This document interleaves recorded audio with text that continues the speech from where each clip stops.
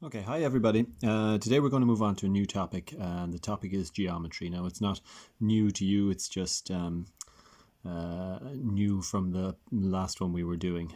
So what we're going to do is we're going to do a little revision of the geometry that you learned in first year. And we're going to go through pretty much it all again. So don't worry if you don't remember anything that you did in first year in terms of geometry, because we're going to go through it as though you've never seen it before. Okay, so there are a number of terms that we're going to go through, and really it's this terminology I'd say that you may have forgotten from first year. You probably understand the concepts, but you may have forgotten the terminology. So we're going to go through those especially. And the first concept we're going to go through is known as a straight angle.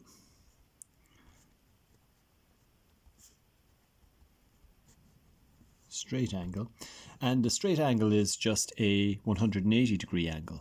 So 180 degrees. So a straight angle is equal to 180 degrees. And if we were to look at it, well, it would just look like this, like a straight line. And that would be 180 degrees. So if you can imagine, let me just get a rough worksheet here for a second. If you can imagine you have the hands of a clock, and one hand is pointing to 12 and the other hand is pointing to 3. That creates a 90 degree angle, doesn't it? And if you imagine you had, let's say, one hand pointing to 3 and the other hand pointing to 2, that creates this acute angle, isn't it? Something less than 90 degrees.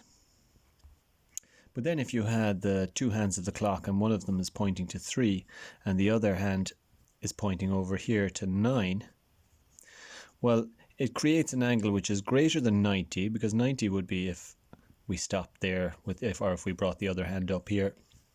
So it's greater than 90. In fact, it's 90 on this side and 90 on this side if there were a third hand there. So 90 and 90 altogether, it creates a 180 degree angle.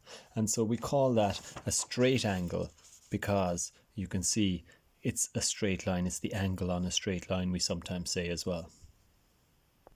So furthermore, to do with straight angles, we have this idea that if you had a straight angle here and you drew a line up here breaking that straight angle into two different angles. So here we have some acute angle, and over on this side we have some other obtuse angle. So an obtuse angle is an angle that's greater than 90 degrees. So this is bigger than 90 degrees. This is acute. This is less than 90 degrees. So if we drew a line here, we're creating two new angles here, one created by this line and one created by this line and this line. Okay, and these two, I think we can see, comparing it to over here, together form 180 degrees. And we have a name for this type of angle where the two of them together form 180 degrees, and they're known as supplementary angles. So these two are supplementary angles.